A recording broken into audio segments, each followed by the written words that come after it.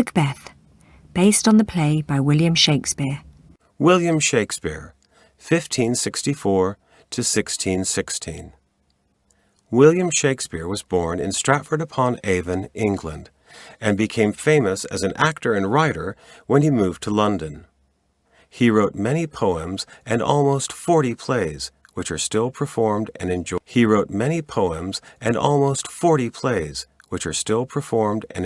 Today. Characters in the story. Macbeth, Lady Macbeth, Banquo, Macduff, Ross, Duncan, King of Scotland, Malcolm, 3 witches. Chapter 1. Victory and Defeat. In Dunsinane Castle, King Duncan of Scotland was waiting for news. His soldiers were fighting a rebel army nearby. If they lost... He tried not to think about it. The doors to the throne room crashed open, and Duncan's son staggered in, supporting a wounded warrior. "Father," Prince Malcolm panted, "this man has just come from the battlefield." "What news?" asked the king, nervously. "Victory, sire," the warrior gasped, "thanks to your General Macbeth. He killed the rebel leader." King Duncan sighed with relief. "Find the man a doctor," he ordered, as Malcolm helped the warrior out of the room. Then Duncan called for his trusted adviser, Lord Ross. "Go to Macbeth," he said, "and tell him I shall reward him for his bravery. From now on, Macbeth shall be Lord of Cawdor." Chapter 2. The Witches. Meanwhile, Macbeth and his friend Banquo were riding home from the battlefield. All at once, a mist sprang up, swirling around them, and the sky grew dark. Macbeth pulled up his horse with a yell of fright. In front of them, 3 figures loomed out of the mist. They were old, ugly hags, all dressed in black cloaks. "Hail! Hail! Hail!" "Who are you?" cried Macbeth. He tried to sound brave, but inside he was terrified. "Hail, Macbeth, Lord of Cawdor and future King of Scotland," the hags cackled. "Wait, what do you mean?" demanded Banquo. "Who says Macbeth is the Lord of Cawdor?" But the figures had vanished. Macbeth's eyes grew wide. "Were they witches?" he whispered. Before Banquo could reply, a horseman rode out of the mist. It was Lord Ross. "Macbeth," he called, "I bring great news. King Duncan has made you Lord of Cawdor." Banquo was amazed. So they were right after all, he thought. He turned to look at his friend, but Macbeth was gazing into the distance, lost in thought. Chapter 3. Murderous Plans. In the tallest tower of Inverness Castle, Lady Macbeth was reading a letter from her husband. "Well, well, 3 witches said you'd be king," she murmured. "But are you brave enough to make our dreams come true?" As she pondered, the door opened and Macbeth came in. "Welcome home." He threw his sword and helmet on the bed and hugged his wife. She stepped back and looked into his eyes. "My husband," she said, "if you're to be King of Scotland, only one man stands in your way, and that's Duncan. You know what we have to do." Macbeth shut his eyes. Ever since meeting the witches, he had been haunted by thoughts of killing Duncan. He wanted to be king, just as they had promised. But the thought of murder filled him with dread. "No," he said, turning away. "I can't kill him. I won't do it." "You coward," spat Lady Macbeth. "This is your chance to be king. Everyone knows you deserve it. What's more, Duncan is coming to visit this very night." Macbeth thought again. He couldn't do it. Could he? The thought of a glittering crown filled his heart with excitement and greed. Chapter 4. Death in the Night. The great hall of Inverness Castle rang with music and laughter. At the end of the table, King Duncan chatted with Lady Macbeth. Meanwhile, Macbeth stood alone in the moonlit courtyard. His mind was made up. Duncan would die. He just wished that it was over and done with. Slowly, he walked back to the great hall, praying that the hours would pass more quickly. At long last, Duncan and his lords went to bed, and the servants put out the torches. Silence filled the dark castle. Macbeth took a deep breath and wiped his brow. It was time. But as he approached the steps to Duncan's room, he stopped dead. Was his mind playing tricks? In the darkness he could see a dagger, dripping with blood. Can it be real? He shook his head. Nothing there. Clutching his own dagger, Macbeth climbed the steps. The next morning, the castle woke to a terrible howl from Duncan's room. Murder! Murder! Everyone jumped out of bed and rushed to see what was happening. Oh, horror! They soon found King Duncan dead. Who did this? Thundered Macbeth. No one had an answer. Only Macbeth knew the truth, and he kept it to himself. In silence, the lords stared at their dead king. Chapter 5. To kill a friend. A week had passed. Macbeth sat alone in the great throne room at Dunsinane Castle, thinking. After Duncan's murder, Prince Malcolm had gone missing, and the lords had crowned Macbeth instead. He was king. Now he had everything he wanted. But he wasn't happy. He was thinking of Banquo. Banquo knew about the witches. What if he guessed who killed Duncan? There was only one solution. Banquo would have to die too. Macbeth rang for a servant. You sent for me, my lord? Listen closely, Macbeth told him.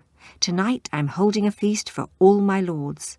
Find Banquo and make sure that he never arrives. The servant bowed and left. Alone again, Macbeth thought of his best friend Banquo, who would soon be dead. A sick feeling swept over him, made up of fear, sadness, and terrible, terrible guilt. His life was turning into a nightmare. That night, 2 horsemen trotted through a gloomy forest on their way to the feast. It was Banquo and his son Fleance. Fleance shivered and pulled his cloak tighter around his shoulders. Looks like rain, grumbled Banquo. Let it pour, said a voice from the bushes. Before Banquo could react, he was on the ground with someone's knee on his chest. Men stood all around, their daggers gleaming in the dark. Catch his son! Run! Banquo howled at Fleance. The terrified boy turned his horse and sped off as fast as he could. Banquo reached for his sword, but it was too far away. There was nothing he could do. He closed his eyes as the daggers came closer. Chapter 6. The Haunting. Macbeth's feast was nearly over when something terrible happened. He looked around at the happy guests and smiled. Then he froze. There, at the end of the table, was Banquo. Macbeth stumbled to his feet and cried out in fear. At once, everyone stopped talking. What's wrong, my dearest? Asked Lady Macbeth. You should be dead, croaked Macbeth, pointing at Banquo. The lords couldn't see Banquo, just an empty place. Banquo's face was deathly white, and his clothes were stained with blood. He glared at Macbeth, saying nothing. A ghost, stammered Macbeth. It wasn't me. I didn't kill you. But the ghost had gone. Murmurs ran around the table. Get out, shouted Macbeth. All of you, leave me alone. The puzzled lords stood and hurried out, casting worried glances at their king. In minutes, only Macbeth and his wife were left. He turned to her and saw that her eyes were filling with tears. Can we ever forget what we've done? She wept. Macbeth took her hand and tried to comfort her, but she wouldn't look at him. Murder was driving them apart. Chapter 7. 3 Prophecies. The wind howled across the moor, and rain fell in thick sheets. "I need to speak to you, witches," called Macbeth. "Where are you?" At once they appeared. "Here, here, here." "What's to become of me?" Macbeth demanded. "Fear Macduff, the Lord of Fife," cried one. "Fear nothing," said the second, "until Birnam Wood comes to Dunsinane Castle." Macbeth sighed with relief. "That can never happen," he smiled. "I'm safe." "Fear no man," said the third witch, "that was born of a woman." "Then I really have nothing to fear," said Macbeth, laughing. "Every man was born of a woman, even Macduff." The witches gave no reply. They faded into the rain and were gone. "My lord?" Macbeth turned to see a messenger waiting patiently with his horse. "Yes?" he asked. "Lord Macduff has found Prince Malcolm in England," said the messenger. "He hopes to bring him back and make him king." Macbeth went pale. "So be it," he raged. "Macduff will pay for his treachery. Order my men to enter his castle and kill his wife and children." Chapter 8. The Tide Turns. In England, Prince Malcolm sat with Lord Macduff beside a stream. It was a beautiful day. Birds flew overhead and the sun shone. "It's time for you to come back to Scotland," said Macduff gravely. "You should be king. It was Macbeth who killed your father. I'm sure of it." Malcolm said nothing. He was deep in thought. Then his face broke into a smile. He had spotted Lord Ross approaching across the meadow, and he leapt up to greet him. "Lord Ross, my father's friend," he cried. "What news from Scotland?" But Ross didn't seem happy to see Malcolm. "Lord Macduff, I have something dreadful to tell you," he said. "The tyrant Macbeth has killed your wife and children." Macduff's face twisted with grief and fury. Then he spoke, his voice calm and cold. "Now you see why you must return," he said.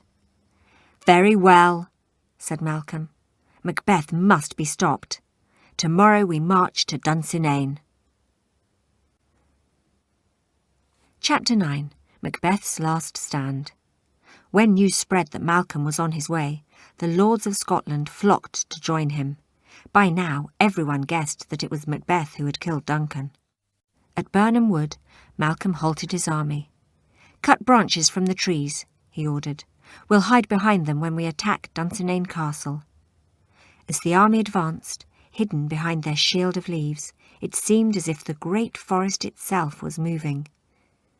From the battlements, Macbeth watched in panic. Just as the witches had promised, Birnam Wood was coming to Dunsinane.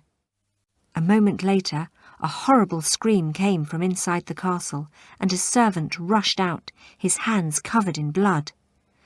"My lord," he stammered, "it's your wife. She's killed herself."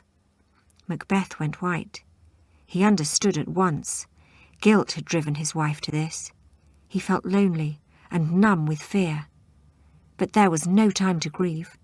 "Bring me my sword," he roared. "I don't care if Birnam Wood has come to Dunsinane. No man can kill me. Open the gates." The battle was fierce, but within minutes Malcolm's soldiers had taken the castle. Everywhere men lay dying. Macduff crept down a corridor, hunting for Macbeth. "Macduff!" Macduff spun and saw Macbeth, his eyes blazing and his sword dripping with blood. "You can't kill me," sneered Macbeth. "No one born of a woman can hurt me." "Then prepare to die, you murderer," said Macduff grimly. "For I was never born. I was cut from my mother's dead body." Macbeth threw back his head and laughed. "So the witches tricked me," he snarled. "Very well, at least I'll die fighting," and he ran at Macduff. The two men fought like demons. Their swords flashed through the air and clashed against each other. Then, all at once, Macbeth slipped. He reached out to steady himself, but it was too late. Macduff's sword was raised, ready to strike. In a moment the blade came slicing down, and it was all over. "Hail Malcolm, King of Scotland," Macduff panted. Macbeth lay dead on the ground, where his greed for power had brought him. His bloody deeds had led to the bloodiest of ends. The end.